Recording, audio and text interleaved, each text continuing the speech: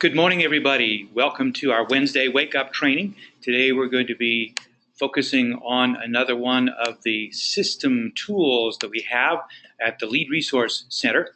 We go to full screen here, and there we go.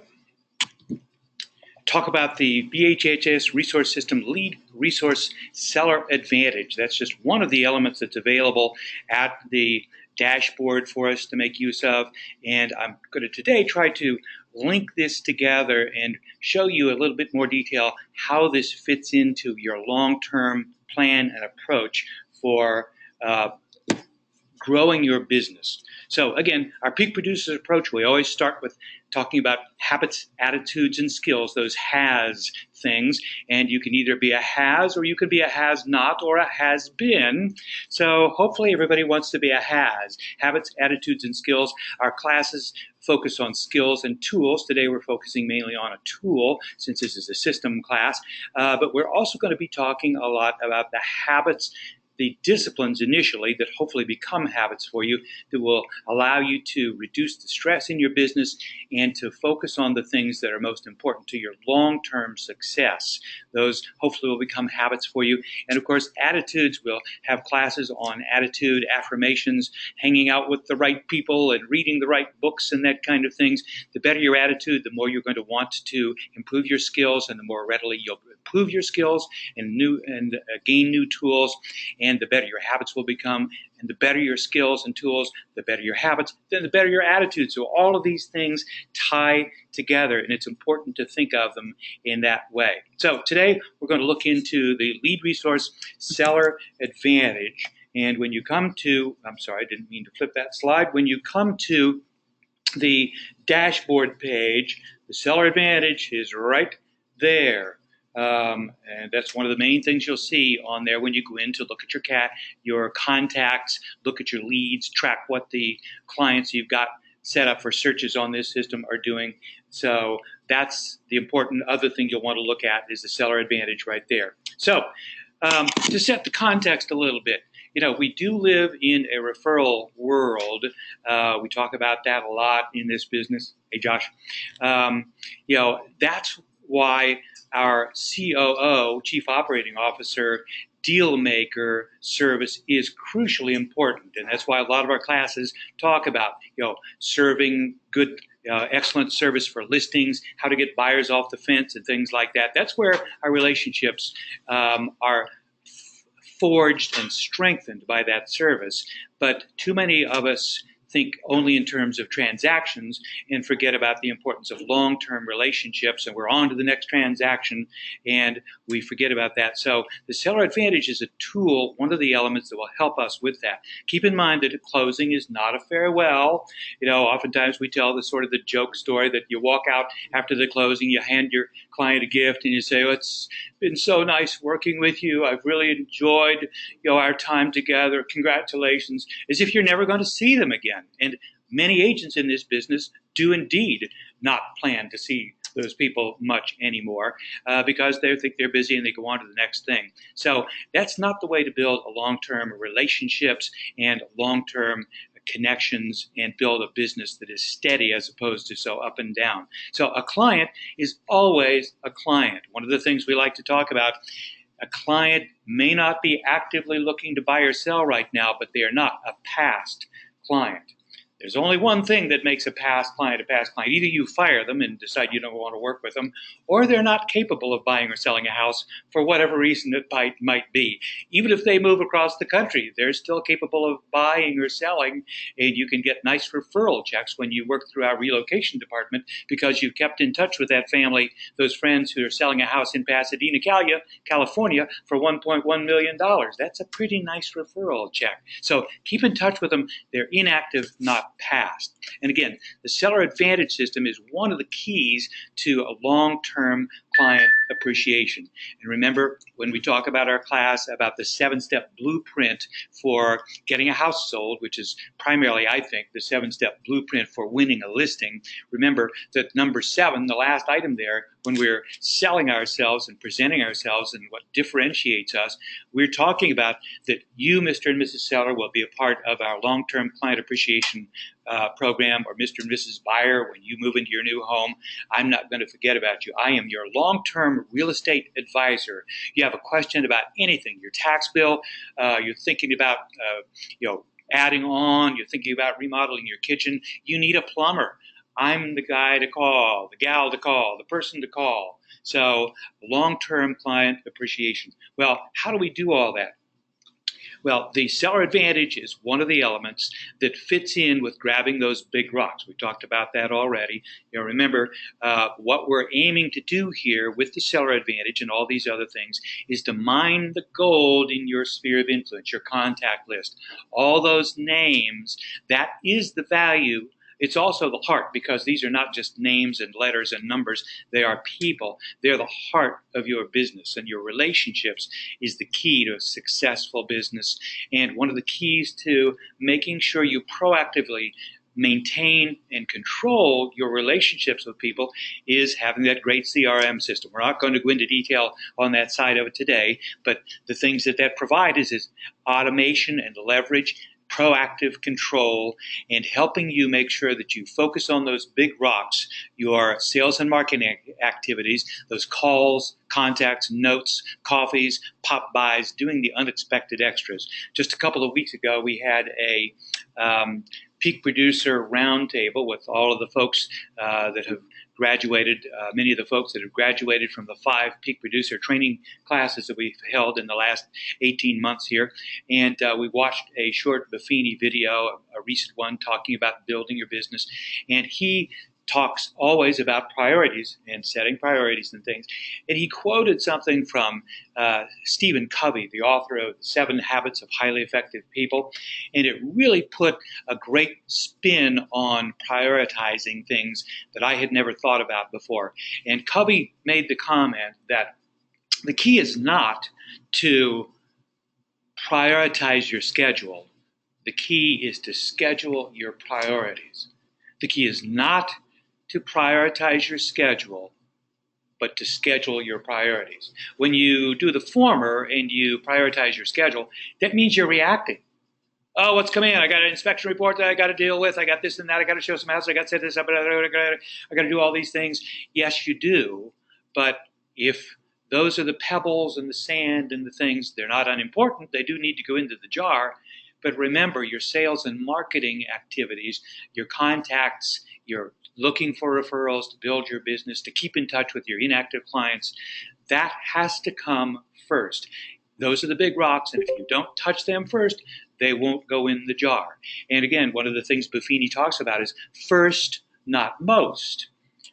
First, not most. So schedule your priorities. And if your priorities are those big rocks, the sales and marketing things, make sure you get them scheduled. It may only be 20 minutes, 15 minutes, a half an hour. Maybe you can do an hour.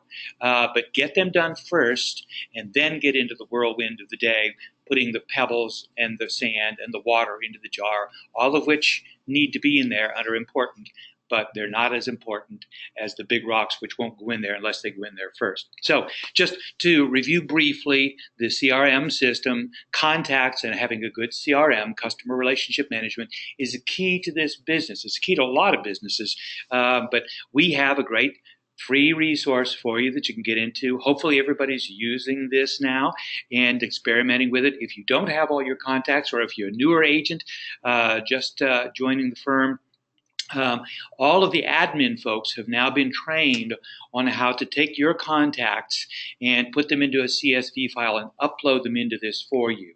So get help rather than do it one by one. I always encourage people to get your contacts into this, and don't feel you need to edit and modify your contacts before you put them into this system. Put them into this system and start using this system and get used to this system while you do that editing, which is very important. And remember, one of the keys to the peak producer approach is to rate your relationships in terms of your professional relationship with them, in terms of how likely are they to give you referrals by A plus, A, B, and C, with A plus being the strongest and maybe has given you a couple of referrals already, with C's being those new people you just met at the open house or that referral you just were given, but you haven't quite yet won them over. Those are the C's. And if there's a D in there, somebody you don't like, one of your high school classmates whose political views are very different from yours on Facebook, delete them, get rid of them, stop listening to what they've got to say. So contacts and the CRM system is key. Also, just again, a reminder, Action Plan Manager and action plans can be a fabulous part of your proactive big rock generation. And the beauty of this system is you can set these things up automatically for people. You've just met somebody at an open house on Sunday, Monday morning, come in and set up an action plan, a series of anywhere from 4 to 12 emails that can be tailored and custom. And again, we've got classes on how to do this and the specifics. If you've not done this, get in, play with them, set one up, send it to your spouse, send it to your own personal email, see how it works, and start using these, because you can just set up a number of automatic touches that come right from you. And then the third element of the lead resource before we get into Seller Advantage, of course, is the contract manager. We always talk about making sure that you track what you're doing. We all so often in our coaching and training talk about having a written business plan in a lot of details. And if you however, no matter how detailed you have it, if you don't track what you're doing, then you're not getting the most out of that written plan. So this contract manager within the Resource Center is a great way to tie what you've done in the broadest sense, the sale price of the house and the commission you got from it. And so you can track these, and it ties into the contacts. So when Wally calls you and says, "Oh, hey, Dave, it's great to talk to you. Remember how much help you were helping us buy that house 9 years ago?" You go, "What house? My gosh." Well, if you've been using this system and you got Wally's contact in there and you put the house in there, you bring it up real quickly, even on your phone if you're in Starbucks or something, and you can look and say, "Oh, yes, 123 Willow Way. Yes, oh, that was so wonderful." And you could begin hoping right away, "Gosh, it's been 9 years. I can't believe it. Are you thinking about selling? Wow." So a good contract manager to track what you're doing. So let's look at the Seller Advantage. And again, the Seller Advantage is one of the keys toward making sure we keep in touch and fulfill that long-term client appreciation. The Seller Advantage, I'll get into it and we'll go live in just a second. Remember, the 7-step blueprint, this is one of the elements that we talk about in doing that. And it's one of the ways to set up to 12 or even more automatic contacts with your inactive clients going forward. So a great way to build toward that 30 contacts a year for them. So there's 3 uses and 3 different types of Seller Advantage reports that we can use. There's a listing presentation report, a listing activity report, and a market activity report. I'm going to focus today mainly on the third one, the market activity report, which is something you would use for that buyer client who's bought a house and closed and moved in. Hopefully they've also sold a house with you and now they bought a new one, and you would use this on the house that they have bought and are now living in. And again, one of the things when we talk about client appreciation, when we're making our presentation to win that listing, and we talk about that 7-step blueprint, when we talk about number 7, our client appreciation program, one of the things that I always say is that I'm going to set you up on a regular report that will keep you up to date in an appropriate time frame for you with your biggest personal asset. This home is probably for 99% of the people in our markets their biggest personal financial asset that they have. And it's clearly a long-term one. Again, this is not for investors flipping things. This is for families that live in houses. So if you invested that much money in a 401k or a stock market, wouldn't you want a monthly or quarterly report to see what's going on? So these reports are not attempts to be CMAs to establish a value. They simply tell what's going on in the context around their neighborhood where they've bought this house. So that's why I don't recommend and don't personally use the first 2 elements. The first one is where if you're got a listing presentation appointment with people, you can use this as a presentation report. Some people like to use it to show this report that they will get once they start working with you, and they've you can keep them posted on what's going on. The listing activity report is something once you've won the listing and it's on the market, you can send them this report that shows the activity in the marketplace, what's sold, new listings, and things like that.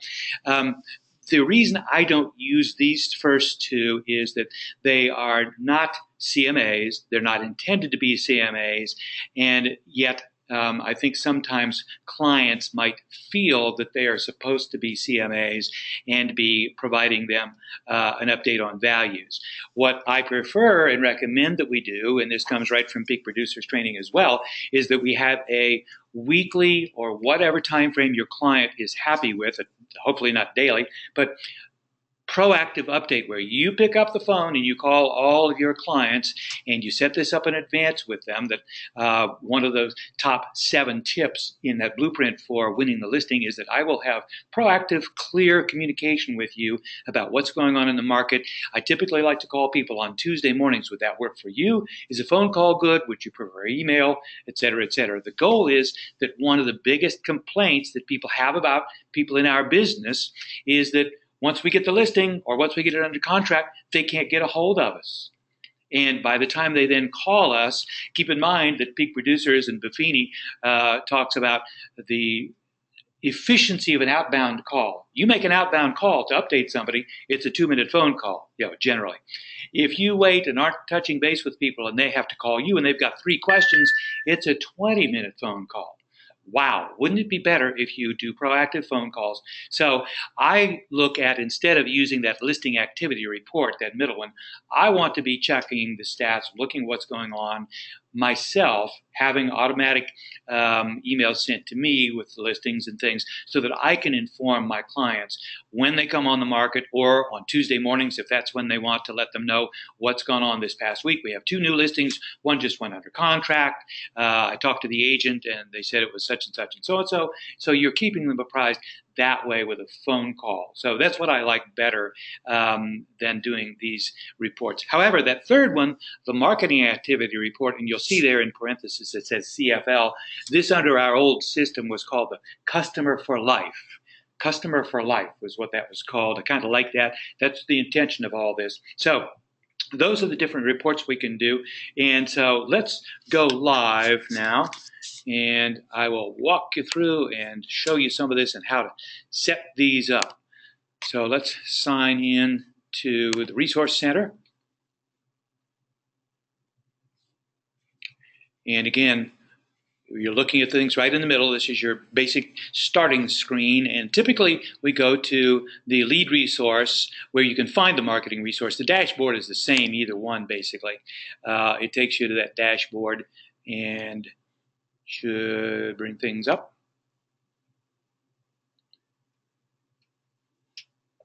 Sorry, we're moving a little slow this morning. Let's hope this works.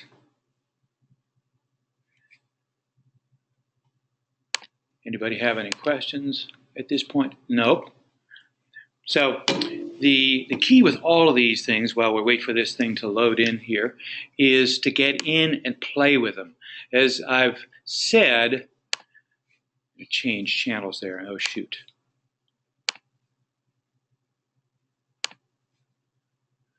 There we go.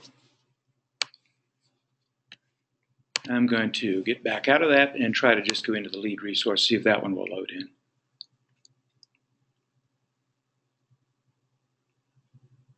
All right, there we go. For some reason, didn't like that path I was taking. So again, this is what we typically call the dashboard for your lead resource system. This is where we recommend you start your day. And again, remember over here, you can find, you can get into DocuSign there, Office 365 for your emails if you use that. You can get into Toolkit CMA for all your listing presentations, your board of realtors, either MyBoard or the regional MLS system. You can get right to the help desk there, and we'll be adding different things to this for these quick links. But the key, as I said, is what we want to get into on this one is your seller advantage. And so we're going to take a look at this. And what you would do would be to get into Manage My Sellers. And that's going to bring up anybody that you have in there already.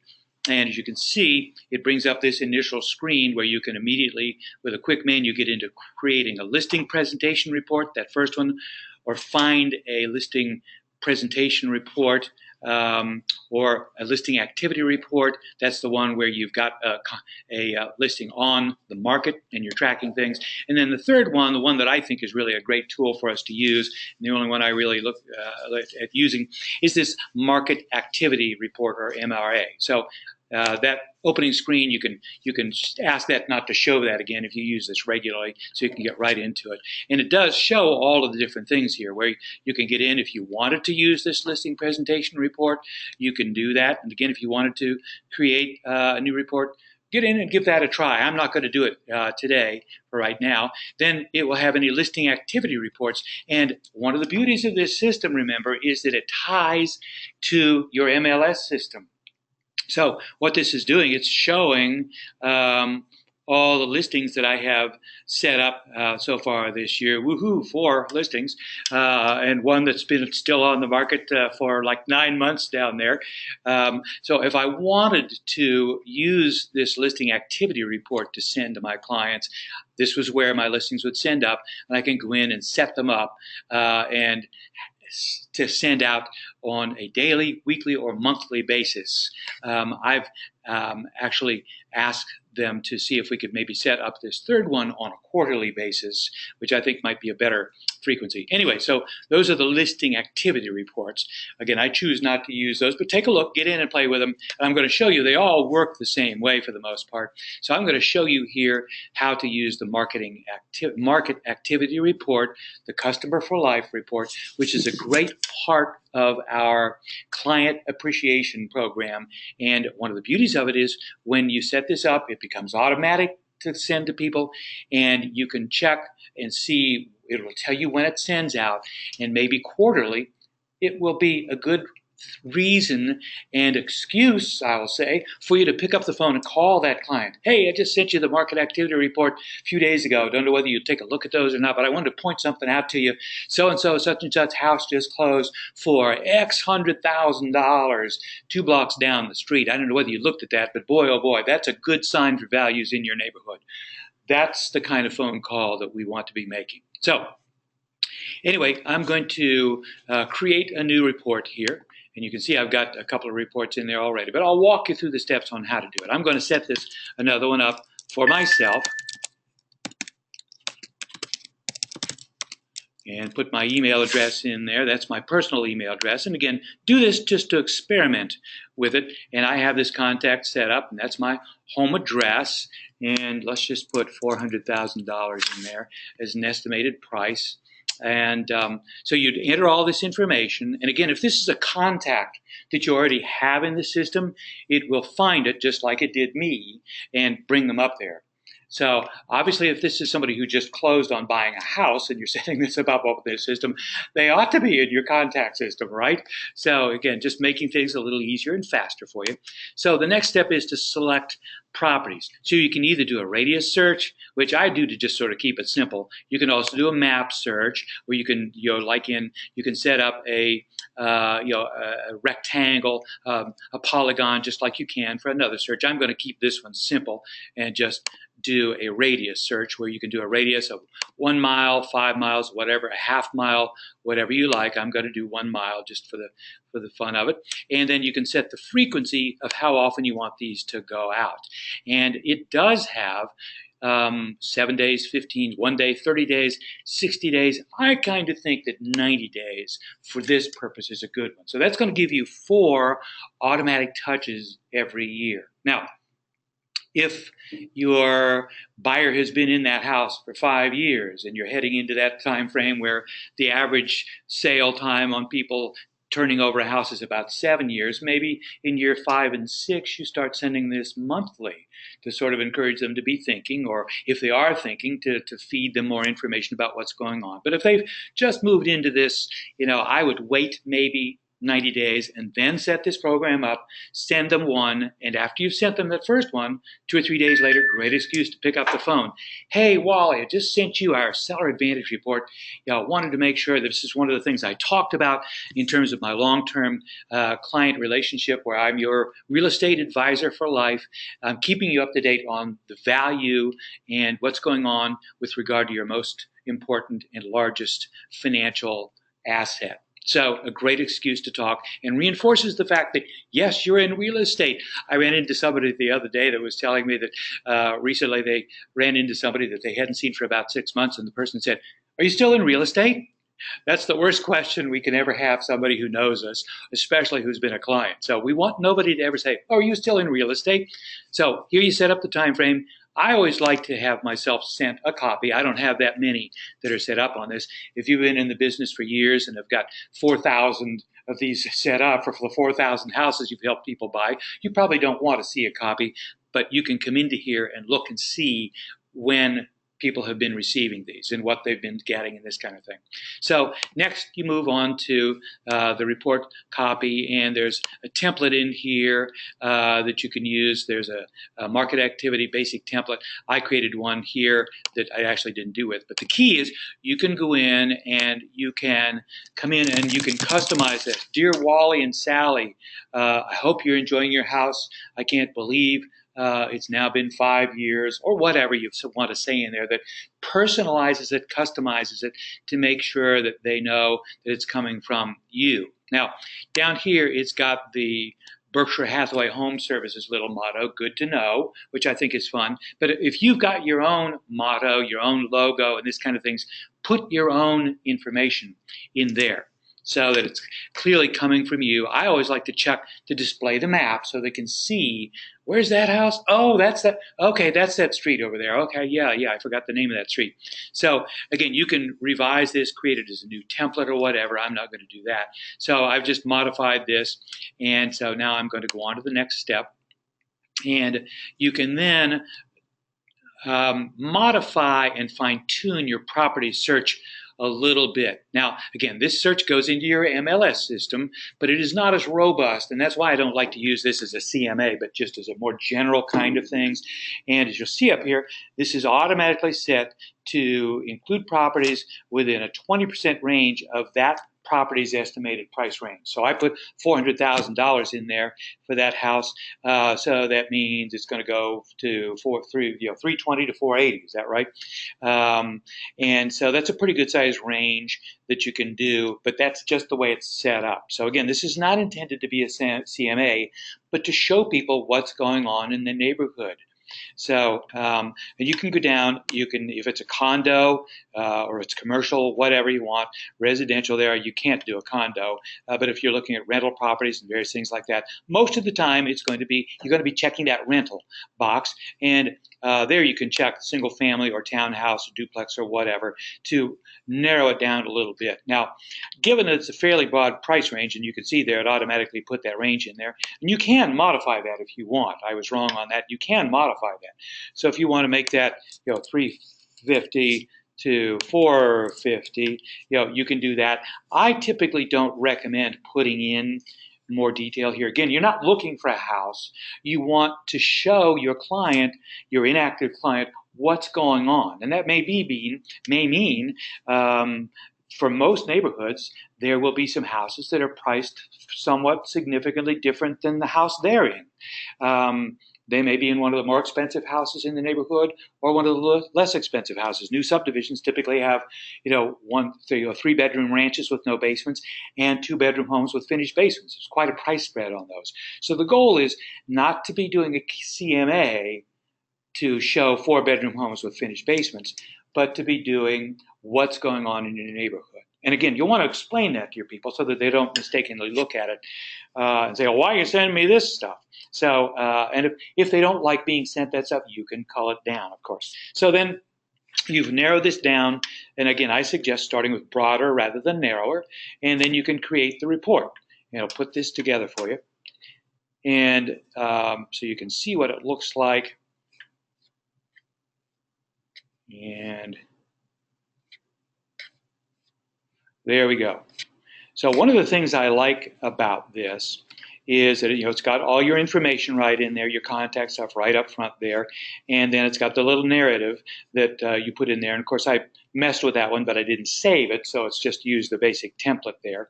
And you can actually, that's just showing coming from the company. You can put your name in there if you want. Now, one of the nice things about this, I'm not sure why this isn't showing anything, that search results that would have included your property. Most of the time, this should show a number of numbers in here that would show people how many times people who searched in the system would have found your house. So that's a great element to add for this. So again, you then come down and you see the map here where it shows, is that the subject property? Yeah, that's the subject property there. And then it shows all the other homes that you can then, just as with anything else, you can click on it and it should bring it up for you. And it will show then all the different houses and addresses, the ones that are new listings, listings in your area, price or status changes, so that people can walk through. And you know what? Even if people are not looking at this as a CMA, which we don't want them to do, most people are pretty curious about, hey, our friend Fred around the corner, selling his house. He said that he got full price for it. Yeah, let's see it closed. Yeah, he did not get full price for it. Ha!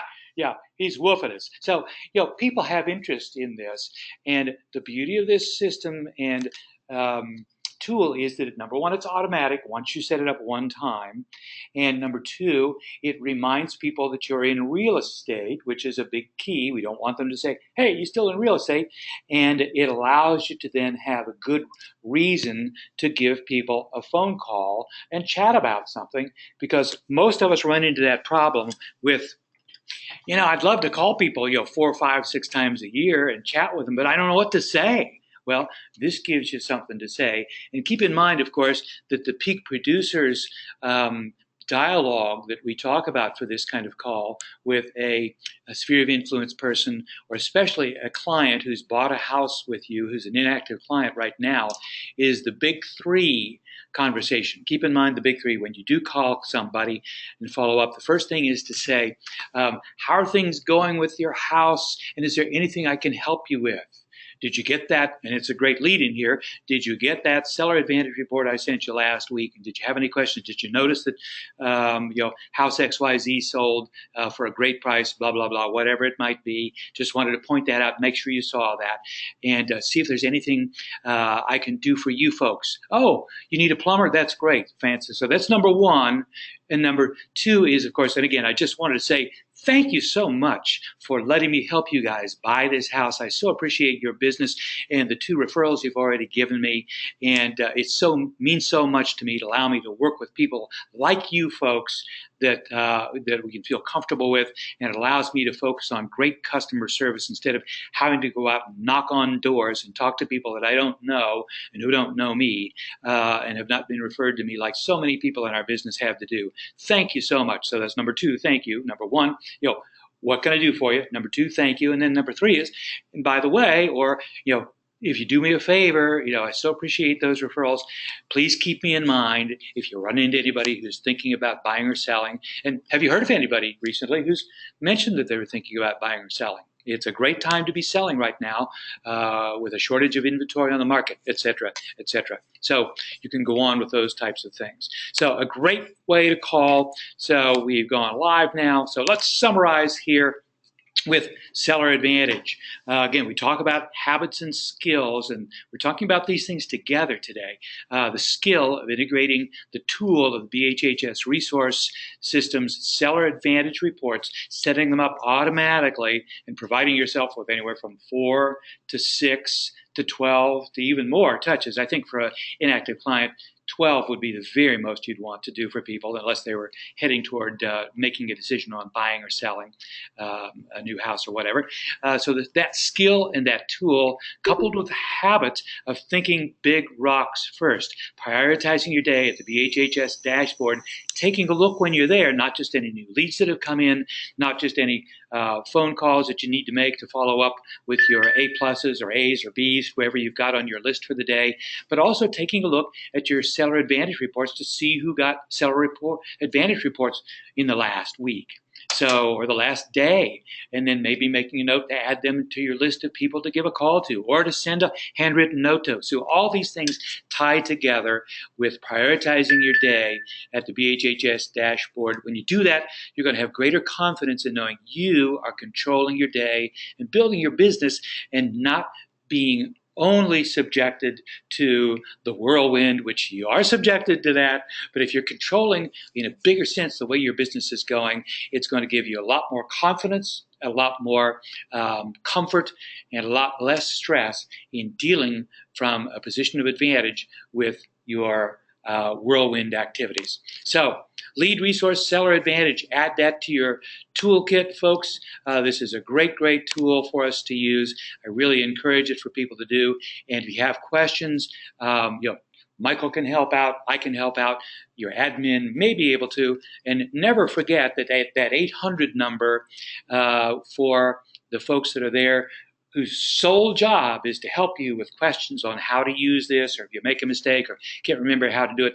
That's their only job. So they're there, not 24/7, but they're there even on the Eastern time and Central time, pretty much most of the working day for us here on Eastern and Central time. So give them a call. So don't see any questions at this point in time. So thanks, everybody. I will end the recording here, and I will send this around to everybody and send around a hard copy of the PDF copy of the presentation, and recommend to you Seller Advantage. Take a look into it. If you have questions, give a call. Take care. Thanks, everybody.